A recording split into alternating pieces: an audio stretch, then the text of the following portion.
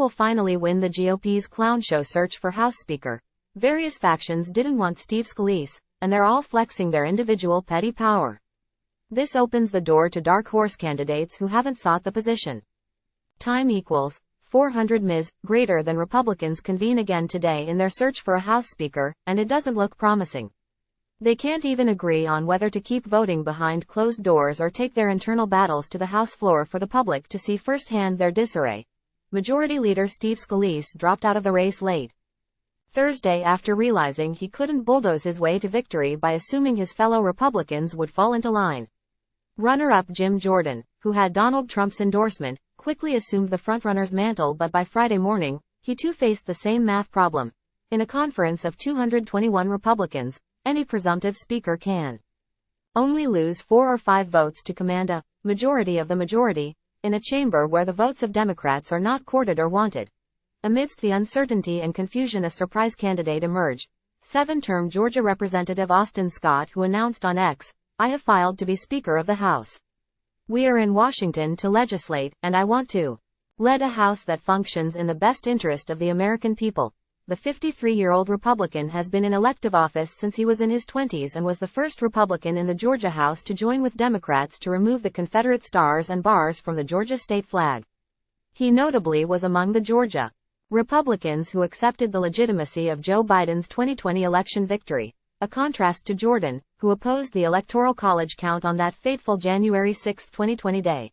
Stopping Jordan is Scott's goal, but can he get 217 votes for himself as an anti-MAGA election acceptor? After Scalise withdrew, California Representative Tom McClintock circulated a "Dear Colleague" letter advocating the return of Speaker Kevin McCarthy via a resolution that would condemn the vote that removed him, renominate him, and then keep voting until enough of our wayward colleagues return to the fold. McClintock's proposal is going nowhere for now, and underscores the rough road ahead. McCarthy, Scalise and Jordan have spent the last 10 years stabbing each other in the back, says Jim Kessler with Third Way, a centrist Democrat group. Finding 217 in this snake pit is going to be hard. Kessler added in an email that he didn't think the final chapter has been written on McCarthy, but it's hard to see how he gets back in without Democratic support. And that support has not been sought by the GOP or offered by the Democrats. The not-so-hidden hand of Trump reveals itself in the jockeying over Jordan.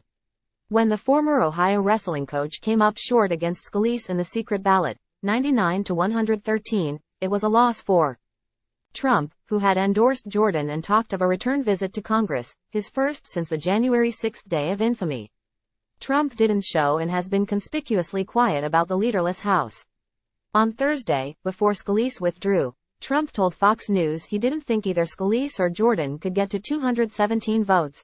Then overnight Jordan emerged as the frontrunner, breathing life into his candidacy and the MAGA dream that for the next year the Republicans in the House chamber would pound away at the Biden crime family. But the enthusiasm for Jordan is not universal. There are 18 Republicans in districts Biden won who don't want a MAGA lightning rod as Speaker. At least 5 GOP members have gone on the record saying they will not vote for Jordan. So, what's next? Unless the GOP goes for broke and brings Jordan's candidacy to the House floor before they go home for the weekend, knowing it will likely fail, the next step is more candidate forums next week, accompanied by a Plan B effort to bolster the power of the temporary Speaker, North Carolina Representative Patrick McHenry, so the House can conduct necessary business, including aid for Israel, which is overwhelmingly supported in both parties. It's hard to find a leader when people don't want to be led. Various factions for various reasons didn't want Scalise, and they're all flexing their individual petty power. This opens the door to dark horse candidates who haven't sought the position, like Georgia Representative Scott, who has no national reputation. Rep. Patrick McHenry, the temporary Speaker, could also be pulled into the race with others like Representative Tom Cole, a voice of reason from Oklahoma, and Tom Emmer, currently the third in GOP leadership and a natural to move up. They'll come back on Tuesday and try again, and they'll be no closer to avoiding another government shutdown looming in mid-November. If there's no end in sight, it will be left to responsible lawmakers to find workarounds like they did when McCarthy was in power and with Democratic votes kept government open.